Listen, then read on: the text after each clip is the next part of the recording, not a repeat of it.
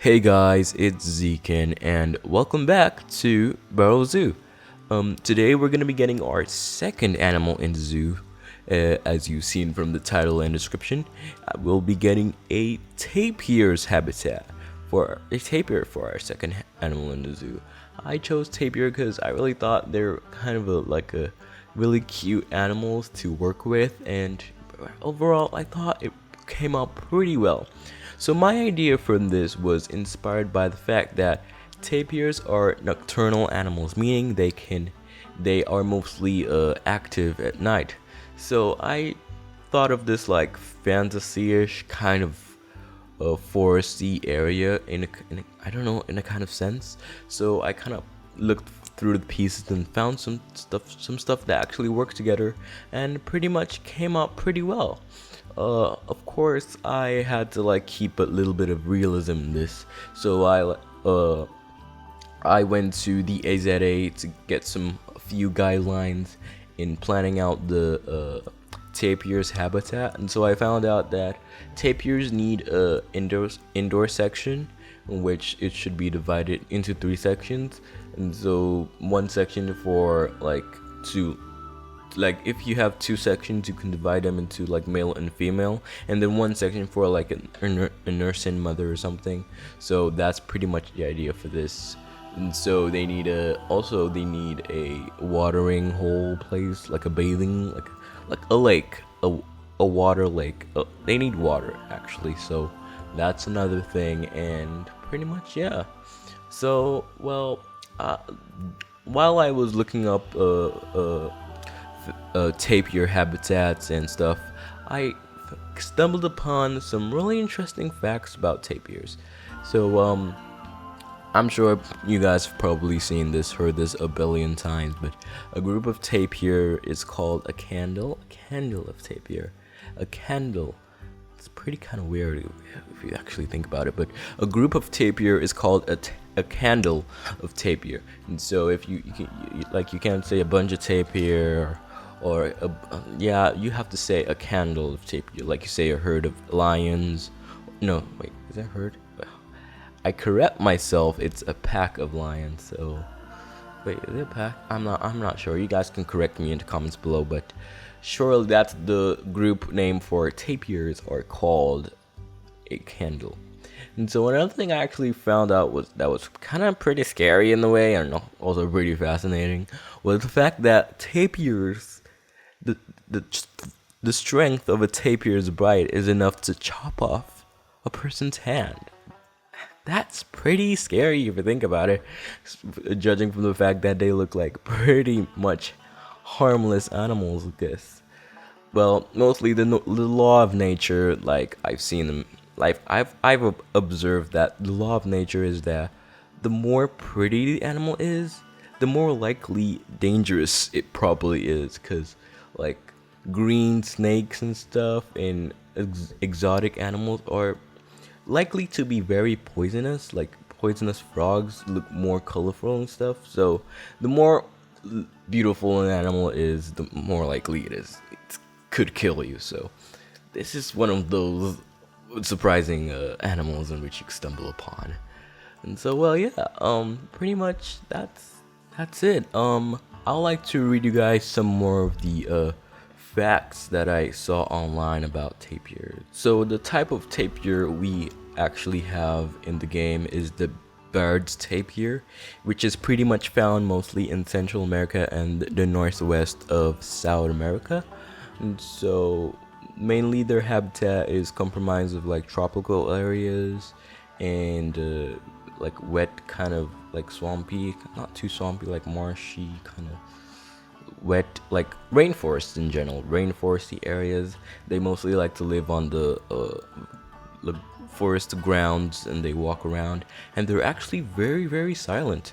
So if you actually see the likelihood of you actually seeing tapir in the wild, it's kind of low, but not too low, because you obviously still see them. But the likelihood of you seeing a tapir in the wild is actually pretty low, because another thing is, like I said before, they're nocturnal, so they're mostly active at night. So most of during the day they could be sleeping or stuff like that, so there's less likelihood of you actually seeing them in the daytime. So, well, yeah. Uh, so the actual habitat is inspired by an image I saw on the internet. Sorry guys if you guys haven't been seeing any of my reference pictures because I just lose them. Like immediately I just see them, I load them up, put them in the background, and immediately I'm done with them. I just close the Google page on the browser, so I totally lose track of whatever I use as reference. So hopefully, if I actually get back to it, I'll probably try to. I'll put it up right now. But the reference I had for this habitat was it has like this rocky kind of forced perspective kind of look, and it's really cool. So I thought that looked pretty nice, so I just implemented it. And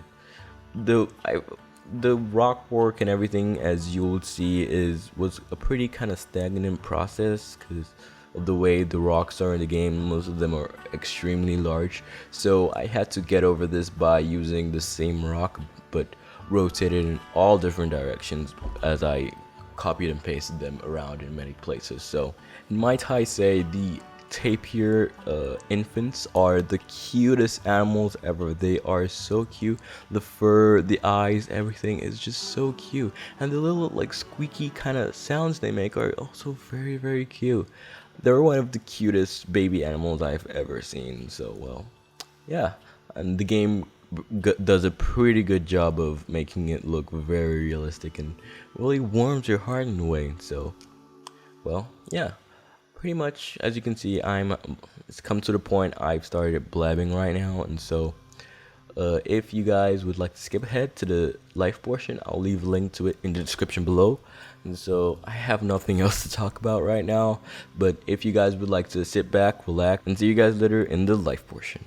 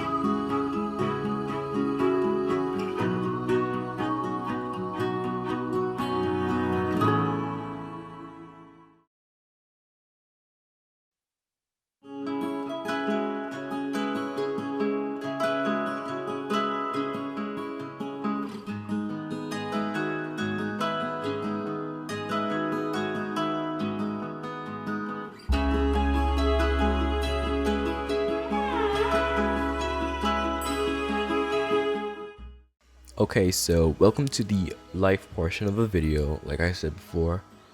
So I don't want to waste too much time on this. I'm not gonna be going into too much detail right now. Just want to give you guys a quick tour of what I did. So, well, this from the entrance. If you come from the entrance, from like the entrance visitor center, and you walk straight down and turn to your right, you would see, wait a second, you would see the Tapir's Trail entrance sign over here.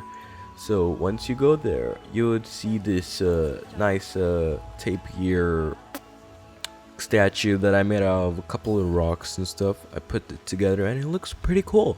And so I put some more fantasy kind of stuff to make it feel lively and everything. And so to actually get to the tapir's habitat, you have to walk under this wooden vinyl kind of archway over here. So I really thought that was really nice. This is a really nice feature to have, and it makes it it mystifies it a bit and makes it look really nice in fantasy kind of magical foresty kind of vibes. That's what I'm getting from this. So if you walk into here, you would see the tapir, the walkway, and then turn to the right, you'll see the tapir habitat with the little boy playing over here, frolicking around, enjoying himself. Actually, funny story though, I actually had a different tapir before, but it died of starvation. This is why I play sandbox mode, by the way. So sadly, it died of starvation. So luckily, I had already purchased this from the trade center earlier. So I just plopped this down, and really that happened. So I don't get any protesters in my zoo.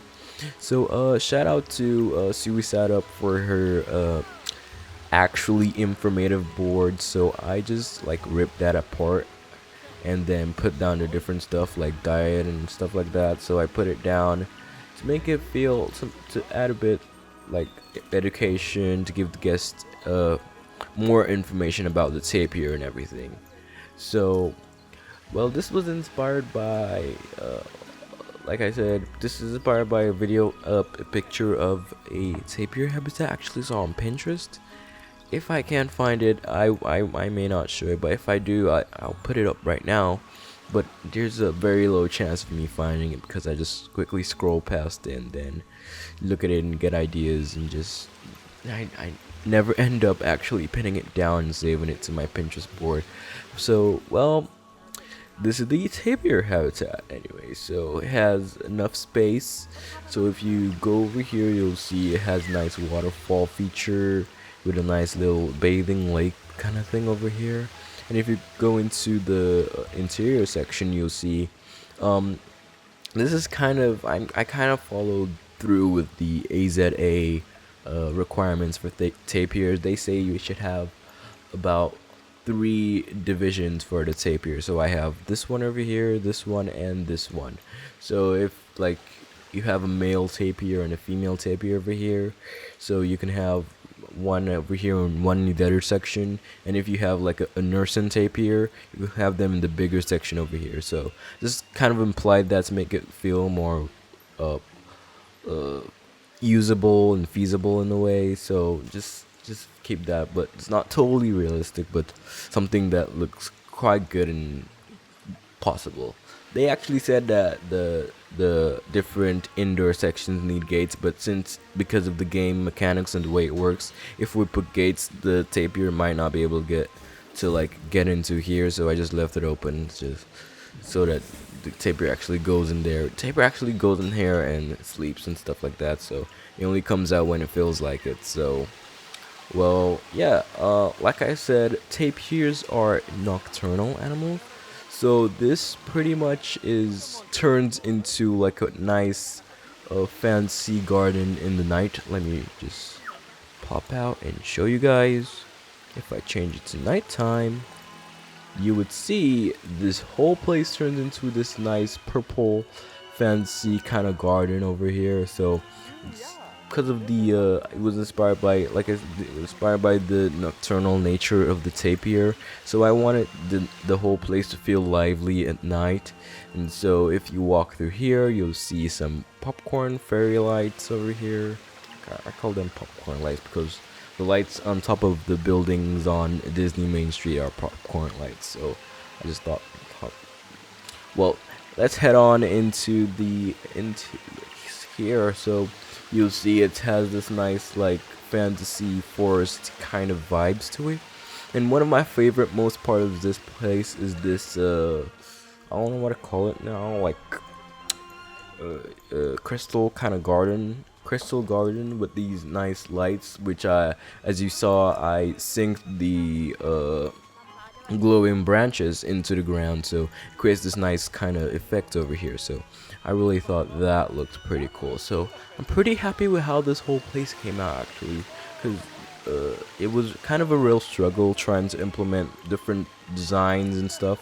I actually redid this whole place before I actually had something, but I wasn't really satisfied with it, so I kind of ripped it off and did this, and I'm really happy with how it came out.